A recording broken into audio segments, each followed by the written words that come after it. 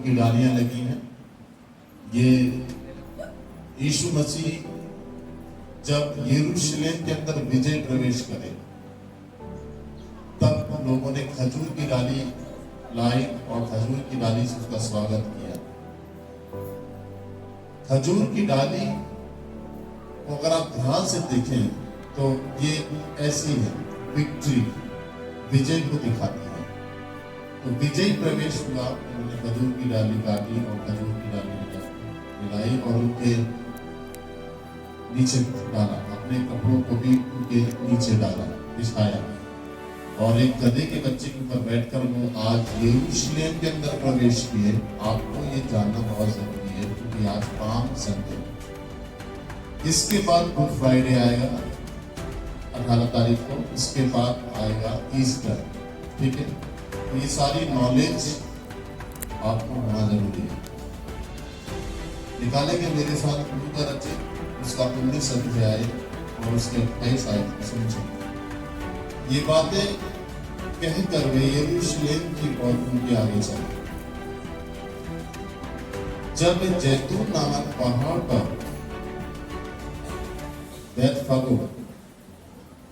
बैतफगे और बैतलहम के पास पहुंचा तो उसने अपने चेलों में से 2 को ये कहकर भेजा, सामने वाले गांव में जाओ और उसमें पहुंचते ही एक गधी का बच्चा जिस पर कभी कोई सवार नहीं हुआ, बंधा हुआ तुम्हें मिलेगा, उसे खोल कर ले आओ। यदि कोई तुमसे पूछे कि क्यों खोलते हो तो ये कह देना कि प्रभु को इसका प्रयोजन है।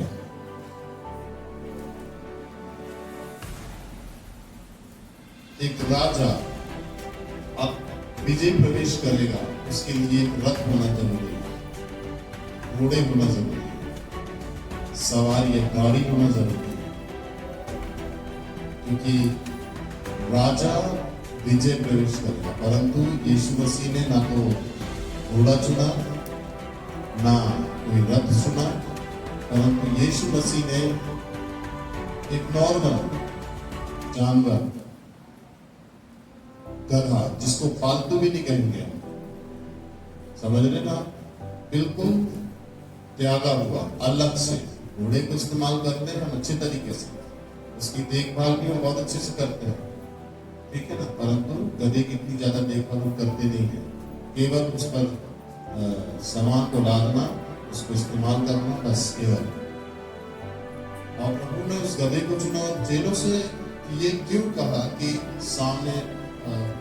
सामने वाले गांव में जाओ और पहुंचते ही तुम्हें गधी का बच्चा मिले। और यहाँ पर लिखा है कि जिस पर कोई कभी चढ़ा नहीं, का मतलब ये कि पूरी रीति से शुद्ध हो, किसी भी चीज में इस्तेमाल नहीं किया गया। गधी के बच्चे को जब उसने बोला कि वो उस पर कोई चढ़ा ना हो, गधी का बच्चा उस पर कोई चढ़ेगा नहीं, बिल्कुल पाक हो, बिल्कुल पवित्र हो, इस्तेमाल नहीं किया गया हो। एक ऐसे स्थिति को परमेश्वर उनके सामने रखता है और बोलता है उसको लेकर आओ। फिर वो ये कहता है कि यदि कोई तुमसे पूछे तो कह देना प्रभु को इसका एक प्रयोजन है। इसका मतलब जो भी पूछेगा उसका स्वामी होगा। ऐसा क्यों कहा कि जब तुमसे कोई पूछे तो तुम कह देना कि प्रभु को इसका प्रयोजन है। क्लियर कर रहा है प्रभु यहाँ पर कि किसी को ये ना लगे कि कोई चोरी कर रहे हो गधे के बच्चे की, तुम चोरी कर रहे हो। तुम सच्चाई बताना कि प्रभु को इसकी जरूरत है, दे दो। तुम चुपचाप, वो बोला चुपचाप भी तुम गधे के बच्चे को ला सकते हो, वहां मिलेगा खोल के लिए आना, तो ये चोरी कहलाएगी। परंतु वो पूछेंगे तुमसे 100% तो बताना कि प्रभु को इसका प्रयोजन है। क्लियर, समझना बात। प्रभु को इसका प्रयोजन है और वो उन्होंने उसको बोला कि प्रभु को इसका प्रयोजन है और उसने अपने गधी के बच्चे को दे दिया। देख आगे देखो, ले लो, ले आओ। यदि कोई तुमसे पूछे तो क्यों, यदि कोई तुमसे पूछे तो क्यों बोलते हो तो ये कह देना कि प्रभु को इसका प्रयोजन है। मतलब तीसरी बात, जो मालिक है गधे का वो यीशु मसीह को जानता है, ठीक है। इसीलिए प्रभु को इसका प्रयोजन है, मतलब यीशु मसीह को सब जानते हैं। क्यों जानते हैं यीशु मसीह को? क्योंकि यीशु मसीह ने उस गांव में, उस क्षेत्र में बड़े बड़े आश्चर्य कर्म किए। क्या आश्चर्य कर्म किए? 4 दिन के मुर्दा राजा को यीशु मसीह ने जिंदा किया। सबको पता है। 38 साल से सिलों में पड़े व्यक्ति को यीशु मसीह ने सही किया, पूरे में हुआ। उसका आत्माओं को निकाला, पूरे में हुआ। यीशु को सब जानते। तो जब वो गए और उन्होंने गधी के बच्चे को खोला तो उसके मालिक ने पूछा क्या करते? बोले प्रभु अच्छा यीशु अच्छा, हाँ ले जाओ। समझ लो आप, सिंपल डिफरेंस। आगे चलो, जो भेजे गए उन्होंने जाकर जैसा उसने कहा था वैसे ही पाया। जब वे गधे के बच्चे को खोल रहे थे तो उसके मालिक ने उनसे पूछा, इस बच्चे को क्यों खोलते हो? इस बच्चे को क्यों खोलते हो? उन्होंने कहा प्रभु उसका प्रयोजन है। वे यीशु के पास ले आए और अपने कपड़े उस बच्चे पर डालकर यीशु को उस पर बैठा दिया। जब वे जा रहा था तो वे अपने कपड़े मार्ग में बिछाते जाते थे। अपने कपड़ों को गधे के बच्चे के ऊपर डाल दिया और यीशु को गधे के बच्चे के ऊपर बैठा दिया। बहुत सारी ऐसी मानसिकता होती है कि राजा की एंट्री या एक बड़े व्यक्ति की एंट्री कैसे होती, सपोज जैसे राजा की। बहुत लोगों का मानना यह था कि राजा आएगा बहुत धूमधाम से, तैयारी से, परंतु यीशु मसीह का ये चिन्ह है क्योंकि यीशु मसीह बाइबल में से लिखा, उसने कहा कि मैं मन में नम्र और दीन, और उसने कैसे जानवर का चुनाव किया जो नम्र और दीन, ये इंडिकेट है। फिर दूसरी बात, उसके ऊपर बैठा दिया, उसके ऊपर बैठ के वो प्रवेश किया। आगे देखिए, निकाटाते हैं जब वे जैतून के पहाड़ की ढलान पर पहुंचा तो चेलों की सारी मंडली उन सब सामर्थ्य कामों के कारण जो उन्होंने देखे वे आनंदित होकर बड़े शब्द से परमेश्वर की स्तुति करने लगे। धन्य है वे राजा जो प्रभु के नाम से आता है, स्वर्ग में शांति और आकाश मंडल में महिमा।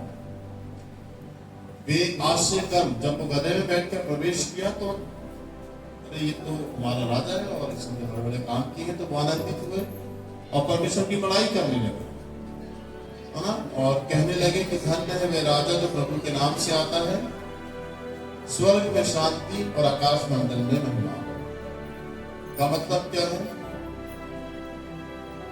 स्वर्ग में शांति, स्वर्ग में शांति है। स्वर्ग में शांति या पृथ्वी पर शांति लाने के लिए मकसद ये नहीं है उसका। वो परमेश्वर मनुष्य के बीच में शांति लेकर आना चाहता है, पृथ्वी पर शांति लाना नहीं चाहता। वो आपके जीवन में शांति लेकर आना चाहता है परमेश्वर की सामर्थ्य के द्वारा।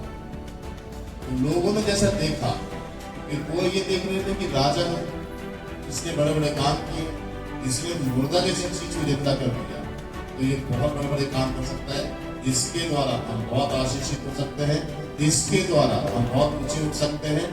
जब ये अनदेखी चीजों पे काम कर सकता है तो देखी हुई चीजों पे आराम से कर सकता है। जब ये मुर्दे को जिंदा कर सकता है तो ये राजा बड़े बड़े काम कर सकता है। आप समझिए, तो यीशु को बहुत कुछ लोग समझने लग गए थे कि ये संभाल पाएंगे, ये संभाल पाएगा सत्ता, ये देश को चला पाएगा, ये शहर को या जिले को चला पाएगा, ये कैपेबल है, ये मरने नहीं देगा किसी को।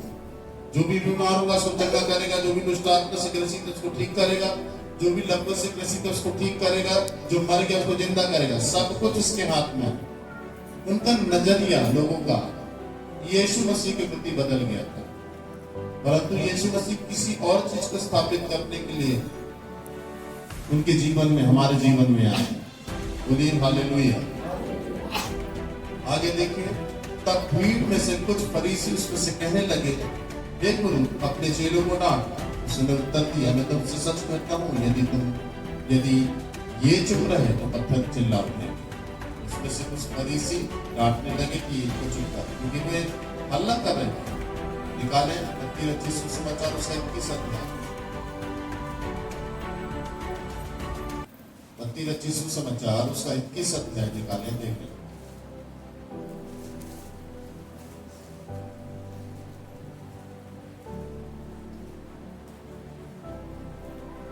उसकी 4वीं आयत को देखो,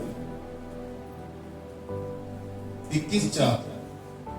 ये इसलिए हुआ कि जो वचन भविष्यवक्ताओं के द्वारा कहा गया था कि पूरा, सियोन की बेटी से कहो, देख तेरा राजा तेरे पास आता है, वह नम्र है और गधे पर बैठा है, वरन लादू के बच्चे पर बैठा है। सियोन की बेटी कौन है? सियोन की बेटी है यरूशलेम। कौन है सियोन की बेटी? यरूशलेम। और वे यरूशलेम में प्रवेश कर रहा है। देखो, चेलों ने जाकर चेलों ने जाकर जैसा यीशु ने कहा था वैसे ही किया। ये हम पढ़ चुके। 8 देखो, तब बहुत से लोग ने अपने कपड़े मार्ग पर बिछाए और अन्य लोगों ने पेड़ों की डालियां काटकर मार्ग में बिछाई। जो भीड़ आगे आगे जाती और पीछे पीछे चली आती, पुकार पुकार कहती थी, दाऊद की संतान, वो संतान धन्य है वे जो प्रभु के नाम से आता है। दाऊद की संतान, होसन्ना का मतलब, होसन्ना का मतलब हमें बचा, ये हमें बचाएगा। क्यों बचाएगा ये हमें? क्योंकि इसने नाजर मुर्दा नाजर को इसने जिंदा किया, इसने रोगी को ठीक किया, ये सारी व्यवस्था को सही कर देगा, ये हमें बचाएगा। उनकी मानसिकता शारीरिक, उनकी मानसिकता सांसारिक हो गई यीशु के प्रति। आध्यात्मिकता का जोड़ उनके जीवन में यीशु के साथ कहीं नहीं मिल रहा था, जबकि यीशु मसीह आध्यात्मिकता की एक बड़ी मिसाल, अटूट मिसाल मानव जाति के लिए है कि आप आध्यात्मिक रीति से गहरे अध्ययन में यीशु को प्राप्त करें, वो मिलेगा। इसलिए यीशु मसीह ने एक टच दिया वचन में कि मनुष्य रोटी से नहीं, परमेश्वर के वचन से जिंदा रहेगा। इसका मतलब शरीर और संसार को निर्णय करके उसका वचन जो आत्मिक है उससे कनेक्टिविटी करता है, जिसके द्वारा परमेश्वर की सामर्थ पाकर मनुष्य जिंदा रहे उसके वचन से। ये आध्यात्मिक बोली है, ये आध्यात्मिक भाषा है उसकी, जो उसने कहा कि मनुष्य रोटी से नहीं परमेश्वर के वचन से जिंदा रहेगा। परमेश्वर का वचन कैसा है? आत्मिक है। और परमेश्वर के वचन को मानने के लिए मनुष्य को, आपको, मुझे आत्मिक रीति में आना पड़ेगा। शारीरिक रीति से कभी भी हम परमेश्वर के वचन को फॉलो नहीं कर सकते, ग्रहण नहीं कर सकते। हमें आत्मा में आना पड़ेगा, परमेश्वर की उपस्थिति में आना पड़ेगा, परमेश्वर की प्रेजेंस में लीन होना पड़ेगा, तब उसके वचन को पकड़ना पड़ेगा, तब उसके वचन के भेद को समझना पड़ेगा, तब परमेश्वर के वचन का भेद हमको समझ में आएगा। तब हम आत्मिक रीति की एक शुरुआत अपने जीवन में करेंगे परमेश्वर के साथ, और अद्भुत रीति से, आत्मिक रीति के द्वारा, आत्मिक रीति से आशीषित होना। आत्मिक रीति से आशीषित होना मतलब अंदर से बाहर आना, शरीर में आना। आत्मिक रीति से आशीषित होना मतलब शरीर में भी आप आशीषित होंगे, संसार में भी आप आशीषित होंगे। संसार से आत्मिकता में आशीष आना ये बिल्कुल गलत है और ये कठिन है, नहीं भी हो सकता है। बोलिए हालेलुया। इसको अच्छे से समझो, बस 5 मिनट हो। तो यहाँ पर ये चिल्ला रहे हैं कि अपने अपने कपड़ों को और अपनी डालियों को मार्ग पर बिछाएं।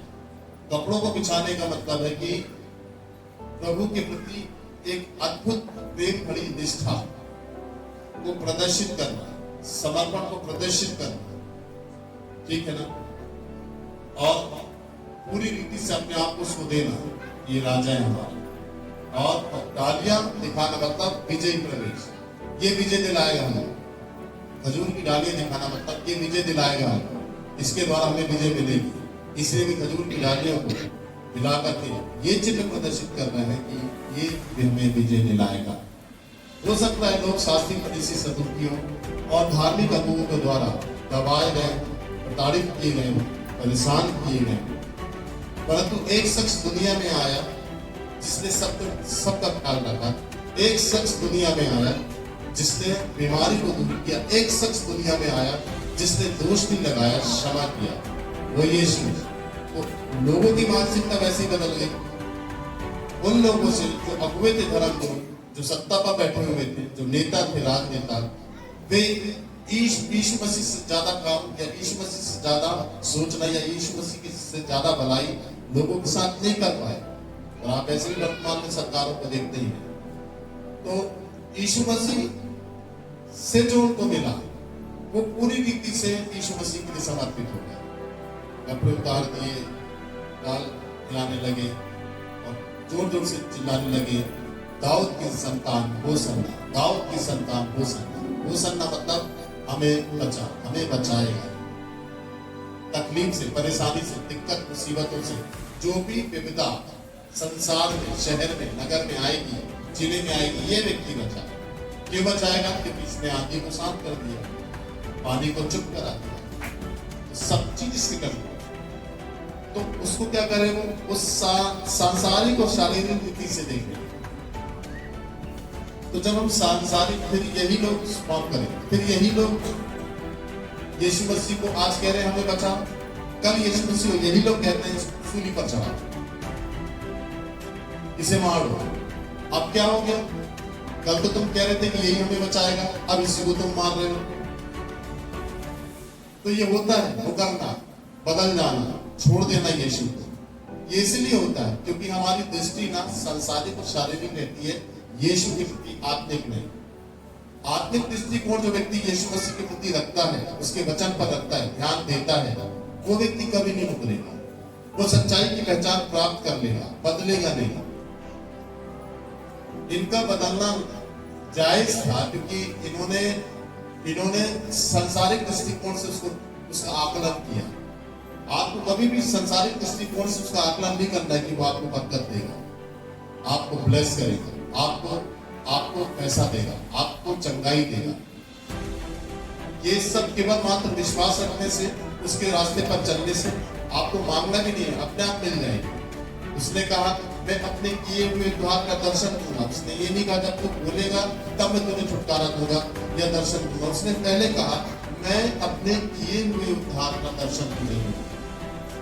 किए हुए उद्धार का दर्शन देखना मतलब छुटकारा, पापों की क्षमा, की बंधन टूटना, बीमारी खंडन होना, अपने छुटकारे को अपनी आंखों से रात में सपने में देखना। क्या आपका छुटकारा हो प्रभु देगा, आपको दिखा रहा है। तो ये तो सब चीजें उपलब्ध हैं ऑलरेडी, ये आएंगी नहीं, ये है। परंतु आप और कलीसिया और लोग को अपने दृष्टिकोण को, अपने नजरिए को, अपनी समझ को प्रभु के साथ, प्रभु में बदलना। बोलिए हालेलुया। कल यही भीड़ कह रही थी कि इसको मरवा दो, हमको बराबर बोलो, ये नहीं चाहिए हमें। अब क्या हो गया? यही भीड़ कह रही है कि अरे अभी तो बड़े बड़े काम कर रहा था, तुझसे बड़े बड़े काम हो रहे हैं, अब तो अपने आप को भी नहीं बचा पा रहा है। आप समझ रहे हैं? अगर तू परमेश्वर का पुत्र है, अगर तू खुदा का बेटा है, तो अपने आप को भी बचा और हमें भी। ऐसा भी कहा गया।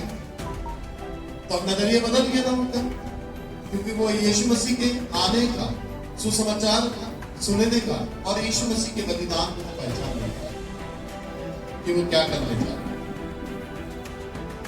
बोलिए हालेलुया, बोलिए praise the Lord, praise the Lord. जब भीड़ आगे आगे जाती और पीछे पीछे चली आती, पुकार पुकार कर कहती दाऊद की संतान होसन्ना, धन्य है वे जो प्रभु के नाम से आता है। आकाश में होसन्ना, आकाश में होसन्ना, आकाश में होसन्ना। जब उसने यरूशलेम में प्रवेश किया तो सारे नगर में हलचल मच गई। लोग कहने लगे ये कौन है? लोगों ने कहा ये गलील का नासरत का भविष्यवक्ता यीशु। घबरा गए सब, ये कौन है? यीशु है। हलचल मच गई। फिर गधी के बच्चे को बुलाने का पॉइंट समझो, इसको पता कर समाप्त कर। गधी के बच्चे को बुलाने का चेले को क्यों भेजा, खुद क्यों नहीं गया? उपरोटी कोठरी में जब वो प्रभु को लेगा, अब इसके बाद फिर गुड फ्राइडे आएगा, तो कोठरी के लिए भी उसने चेलों को भेजा कि जाओ, तुम्हें नगर में एक व्यक्ति मिलेगा, मटका होगा उसके पास पानी का, और वो मटका लेकर जा रहा होगा, जहां जहां वो जाए उसके पीछे पीछे चलना, और जहां पर रुक जाए बस वही समझ लेना वही ऊपर वाली कोठरी है, उससे पूछना ऊपर वाली कोठरी जाएगी, तो बोलेगा क्या जरूरत है तुम्हें, तो बोलेगा प्रभु को इसका फ्री हो जाने, तो वो तुम्हें दिखाएगा, सजी हुई होगी, तुम उसको सेट कर लेना। तो यहाँ पर दो बात है जो आपको अच्छे समझना है, ये बात तो आपने समझी, दूसरी बात और अच्छे समझना, जब उसने लादू के बच्चे के लिए चेलों को भेजा कि जाओ उसको लेकर आओ, स्वयं नहीं गया, चेलों को भेजा, इसका सबसे बड़ा सीक्रेट पॉइंट था, इसका सीक्रेट पॉइंट ये था, ऑलरेडी शास्त्री फरीसी धर्मगुरु इसको मारने के लिए ढूंढ रहे।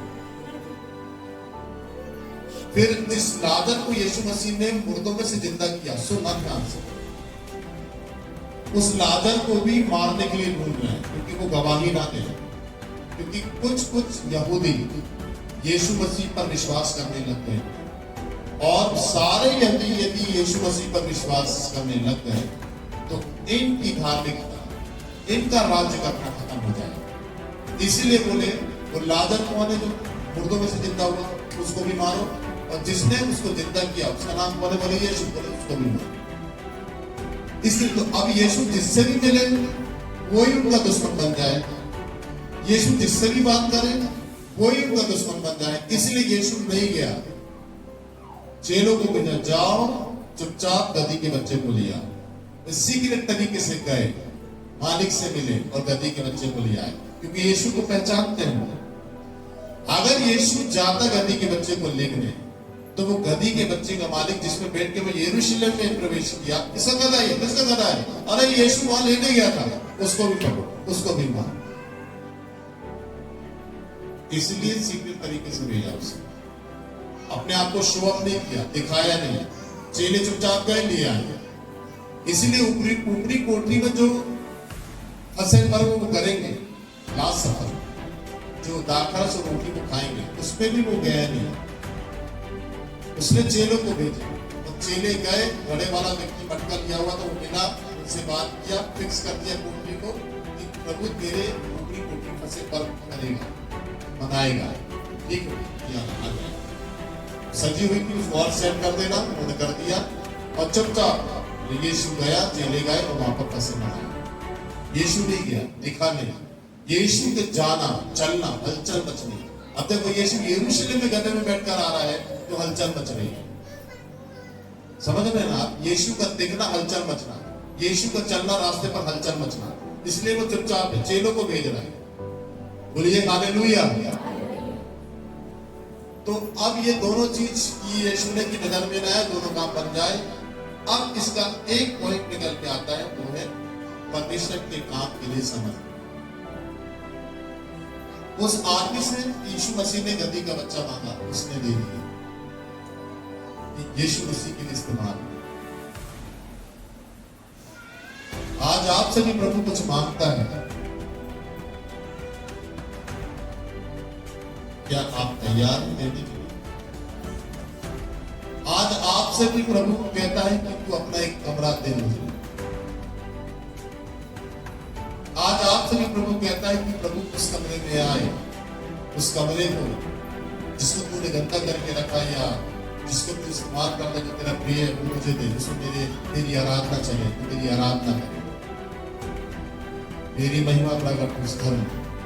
क्या आप अपना घर, क्या आप अपनी वस्तुएं, क्या आप अपना जीवन आज प्रभु आपसे मांगता है देते? क्योंकि देखिए कोई अड़चन नहीं हुई, जब उसने गधी के बच्चे को मांगा गधी के मालिक ने दे दिया। जब उसने कमरा मांगा ऊपरी कोठी फंसे पर मनाया, वो कमरा उस मालिक ने दे दिया यीशु। अब हमसे प्रभु कुछ मांगता है तो हम देते हैं प्रभु। आप क्या कर देंगे कि नहीं देंगे? देंगे कि नहीं? देंगे कि नहीं? हाथ उठा, कौन दे देगा आपसे जो भी मांगेगा प्रभु? दे देंगे आप सब? दे देंगे? हम हाथ नीचे कर। अब आप कहते हैं कि हम दे देंगे, आप ऐसे बहुत सारे लोग हैं जो नहीं देंगे। अब आप सोचेंगे ऐसा क्यों? ऐसा इसीलिए कि बहुत सारे लोगों ने अपना जीवन यीशु मसीह को अभी तक दिया नहीं। अगर वो कुछ वादा करते हैं यीशु मसीह को देने का, अगर वो यीशु मसीह को देने का कुछ वादा करते हैं, तो उसमें परमेश्वर की आशीष तब तक नहीं होगी जब तक आप पहले अपना जीवन नहीं देते हैं प्रभु। उसके बाद अगर आप कुछ देते हैं प्रभु तो वो ग्रहण नहीं होंगे। बोलिए हालेलुया। तो सबसे पहले कोई भेंट यदि बनती है प्रभु की तो वह आपका जीवन, सबसे महत्वपूर्ण भेंट आपका जीवन, आपकी देह, आपकी आत्मा, आपका प्राण, जिसे आपको प्रभु को देना है। आपने अपना जीवन नहीं दिया प्रभु को और आप कहते हैं मैं प्रभु को ये दूंगा। मैं कहता हूं पिछले रविवार को जब कलेक्शन हम कर रहे थे, किसी ने 500-500 रुपए के लिए 1000-1000 रुपए के लिए ज्यादा लोगों ने हाथ दिया। ऐसा लग रहा था मुझे कलीसिया को देखकर कि कलीसिया की जान निकल रही है 500 रुपए देने। तो अब 500 रुपए देने के लिए जान निकल रही है तो जीवन कैसे दे देंगे प्रभु? उसने अपना कीमती गधी का बच्चा दे दिया। क्या मालिक को गधे के बच्चे की जरूरत नहीं है? क्या गधी की मां नहीं होगी मालिक के पास जिसका वो दूध पिएगा? वो मां नहीं चिल्लाएगी कि मेरा बच्चा कहां का दिया तुमने? क्या उस व्यक्ति को घर की जरूरत नहीं है जिसमें यीशु मसीह ने आखिरी फसह पर्व मनाया, जो घर ऊपरी कोठी जो यीशु को उसने दे दिया? क्या उस व्यक्ति को जरूरत नहीं थी? प्राइवेसी उसकी जा रही है, यीशु आएगा उसके घर में रहेगा। क्या उसके कमरे की उसको जरूरत नहीं थी, परंतु उसने प्रभु के लिए दे दिया अपना कमरा। अब आपसे प्रभु कुछ मांगे तो आप बिल्कुल तैयार रहे। आपसे प्रभु कुछ कह देने के लिए तो बिल्कुल देने के लिए तैयार है, चाहे वो आपका जीवन हो, चाहे वो आपकी देह हो, चाहे वो आपका प्राण हो, चाहे वो आपकी आत्मा। आपको देना है प्रभु के लिए। आप देख लीजिए यही स्थिति आ गई, फिर हम अंजीर का पेड़ बन जाएंगे जिसमें हरे पत्ते तो हैं परंतु अंजीर के फल नहीं है। तो अब देखो उसने सलीब मांगा, सलीब मिल गई उसको जिसपे वो क्रूस पर चढ़ेगा, आराम से मिल गई। उसने गधी का बच्चा मांगा, गधी का बच्चा मिल गया। 10,000 आदमी को खाना खिलाना था, उसने बोला तुम्हारे पास क्या है? उन्होंने कहा 5 रोटी 2 मछली है, वो भी मिल गई उसको। उसने बोला मुझे प्रचार करना है, क्या तेरी नाव मिलेगी मुझे? तो उसने बोला हाँ प्रभु मेरी नाव ले लो, तो नाव भी मिल गई उसको प्रचार करने। गधी का बच्चा भी मिल गया, ऊपरी कोठरी भी मिल गई उसको। परंतु एक चीज यीशु मसीह को नहीं मिल रही है, वो है हमारा जीवन, हमारा तन मन धन प्रभु को नहीं मिल रहा है जिसको वो चाहता है। सब चीज मिल रही है उसको, कीले हाथ में घुमाने के लिए मिल गए, कांटों का ताज मिल गया पहनने के लिए। आप समझ रहे हैं क्या? हम अपना जीवन प्रभु को नहीं दे पा रहे हैं, हम अच्छी भेंटें प्रभु के लिए अर्पण नहीं कर पा रहे हैं। कारण है उसका क्योंकि हमने जीवन ही नहीं दिया प्रभु को। हम प्यार ही नहीं करते प्रभु से, हमारी जान निकलती है। 500 रुपए दे देंगे, 1000 रुपए दे देंगे, पैसे दे दो, 2 पैकेट रिफाइंड का जाएगा 150 रुपए। एक हफ्ते तो सब्जी बनेगी तेल से, और ये मामला है। आप समझ, ये स्थिति है, हमारी सोच है, ऐसा नहीं करना है। अगर प्रभु कभी भी जरूरत, प्रभु हर समय जरूरत है, हर चीज हर समय। कोई ऐसा टाइम नहीं कि एक समय पे समाचार प्रचार होता है, उसका काम 24 घंटे चलता है। 24 घंटे में कभी भी बहुत कुछ दे सकते हैं। अब ऐसे ओकेशन आते हैं, गुड फ्राइडे स्टार्ट, आपके लिए बड़ी मीटिंग ऑर्गेनाइज की गई है 16 तारीख को शाम, परसों। ऐसे ओकेशन में तो बढ़ चढ़ के आपको भाग लेना, आप देना नहीं दिए, नहीं किया अपन, तो फिर अंजीर का पेड़ बन जाओ। फिर अंजीर के पेड़ के साथ क्या किया यीशु मसीह ने? जब अंजीर के पेड़ में उसको फल नहीं मिले तो उस अंजीर के पेड़ को उसने श्राप दे दिया। तो आप श्राप देने के लिए, श्राप कमाने के लिए नहीं बुलाए गए हैं, ना आप आए हैं। आप आशीषित होने के लिए बुलाए गए। और ये व्यक्ति आशीषित तब होगा जब वो पूरी रीति से प्रभु के लिए समर्पित होगा, हर चीज में, हर बात में। बोलिए आमीन, बोलिए हालेलुया। मैं इस वचन से ये 2 चीज अच्छे से सीखा। मैंने कैसे उस गधी के बच्चे ने उसको दे दिया, यीशु मसीह ने मांगा, देखो देवा, इसको थोड़ा पॉज करो। हमको जरूरत है तब हम उसके लिए चीजों को उपलब्ध करें। अब जब हमको जरूरत होगी तो प्रभु हमारे लिए चीजों को उपलब्ध कराएगा कि नहीं कराएगा। आज प्रभु को कलीसिया में, आज चर्च में एक अच्छी भेंट डालने की बात, एक अच्छी वस्तु परमेश्वर को देने के लिए बात, आज हम वहां से पीछे हटते हैं तो कल हमें कुछ अच्छा चाहिए रहेगा तो प्रभु कैसे दें, क्योंकि हमने तो वो है। यरूशलेम इजराइल के अंदर अगर आप जाएंगे तो देखेंगे जिसने फसह पर्व उसने मनाया, उस कोठरी को देखना चाहता, इतनी शानदार बना दी गई, इतनी खूबसूरत, जहां पर वो बैठ के खाएगा, आखिरी रोटी बचाकर रखा। कितनी अच्छी लाइफ नहीं बन जाएगी, आपका भविष्य समझ जाएगा, आपकी संतानों का भविष्य समझ जाएगा, आपका वंशों का भविष्य समझ जाएगा जब आप प्रभु के लिए कुछ करते हैं। याद नहीं करते होंगे उस मालिक को, याद नहीं करते होंगे यूसुफ को जिसने अपनी कब्र दे दी यीशु मसीह के, उसकी कब्र थी। आज भी लोग याद करते हैं कि यीशु मसीह, देखो कब्र की चाहिए थी, कब्र मिल गई उसको। तो आज की जो पाम संडे है, इससे बहुत सारी चीजों को सीखने की हमें जरूरत है। ये केवल मात्र विक्ट्री ऐसे दिखाने से उनको नहीं मिलता। विक्ट्री नारी के लिए उनका एक अलग वे है, एक अलग रास्ता है, ये प्रभु का रास्ता है, उनको चुनना, उन्हें गलत चुना। ये चंद समय की खुशी, ये चंद समय का आनंद बाद में उनके अंदर नफरत को पैदा करता, वो कहते कि जाकर सूली पर चढ़ाओ, और वो हुआ। जिसको वो कह रहे कि राजा हमें बचा, बाद में कह रहे सलीब दो, इसको मार दो, हमें बराबर चाहिए। अच्छी चीजों को हमने त्याग दिया, बुरी चीजों को हमने पकड़ लिया। अच्छी चीज को, जीवन को त्याग दिया, हमने मृत्यु को पकड़। बराबर किसको दर्शाता है? बुरी चीज। बराबर किसको दर्शाता है? मृत्यु को। बराबर किसको दर्शाता है? पाप को ना छोड़ो, पाप को फिर से दोबारा ग्रहण करें।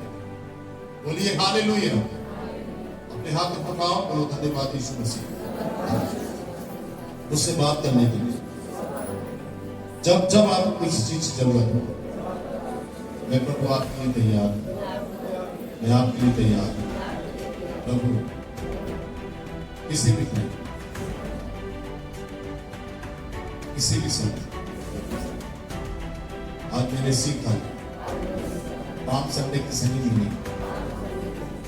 धन्यवाद, सारी महिमा आपके लिए, यीशु मसीह के नाम से, आमीन।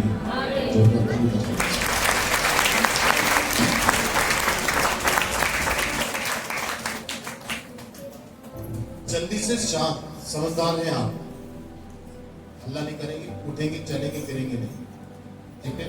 समझदारी लाना पड़ेगा किसी भी हालत में। आप कितनी डूब आ जाए, सूरज नीचे आ जाए, टीम के ऊपर आ जाए, चर्च के अंदर सूरज आ जाए, फिर भी आप उठेंगे नहीं। बोलो आमीन। बड़ी शांति शालीनता से अपनी भेंटों को प्रभु के लिए अर्पण करें। इसके बाद जो भी तरीका को सीखेंगे जल्दी से, और आगे की कार्रवाई में अपनी भेंटों को प्रभु के लिए लेंगे।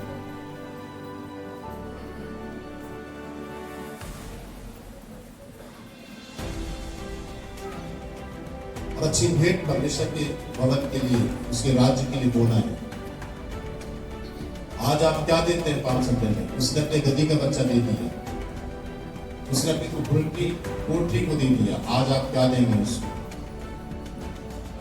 एक अच्छी भेंट के रूप में आप उसे क्या देंगे? यह निर्भर करता है आपके देने पर, ये निर्भर करता है आपके बोलने पर। एक अच्छा भेंट,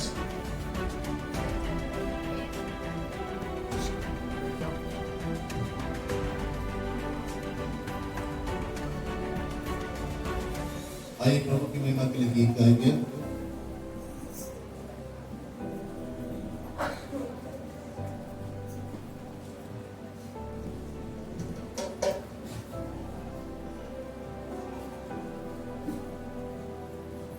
देखो देखो कोई आ रहा है, कैसा जलवा मसीह आ रहा है। देखो देखो कोई आ रहा है, कैसा जलवा मसीह आ रहा है।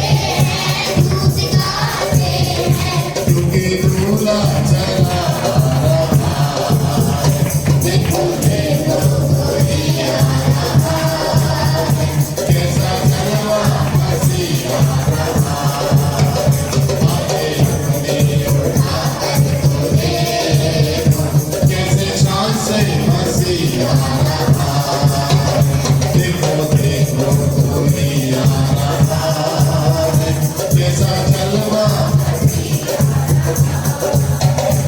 आके अपने उठा कर तो देखो, अब नहीं है वो कांटों का सहरा, तू पहने है दूल्हे का सहरा,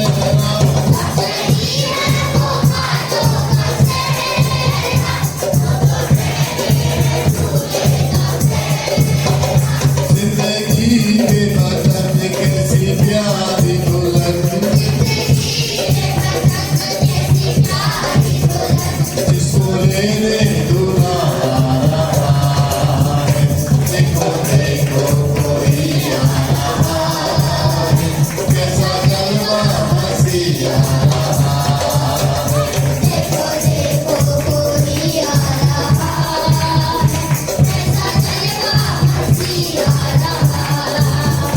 आके अपनी उठा कर तो देखो, कैसे शाम से हंसी आ रहा है,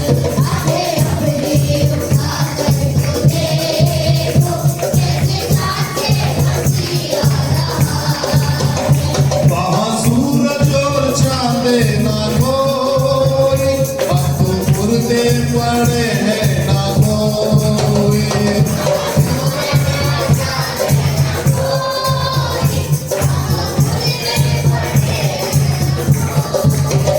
हम सब डरते हैं और कांपते हैं, न्याय करने हंसी आ रहा है, देखो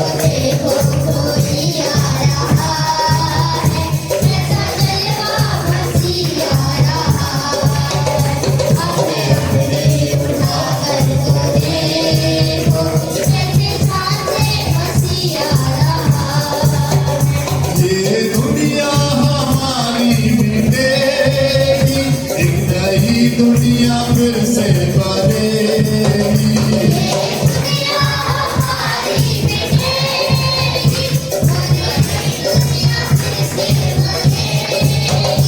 ये दुनिया हमारी मिटेगी, एक नई दुनिया फिर से बनेगी,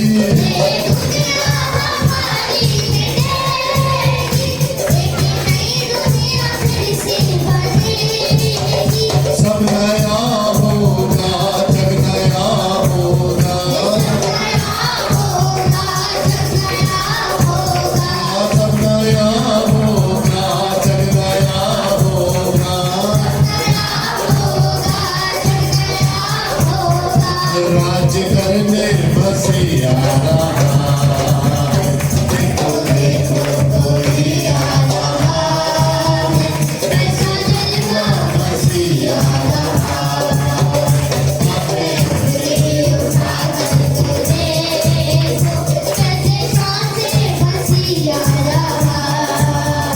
देखो देखो कोई आ रहा है, कैसा जलवा बसी आ रहा है, आके अपनी उठा कर तो देखो, कैसे शान से हंसी आ रहा है, कैसे शान से हंसी आ रहा है, कैसे शान से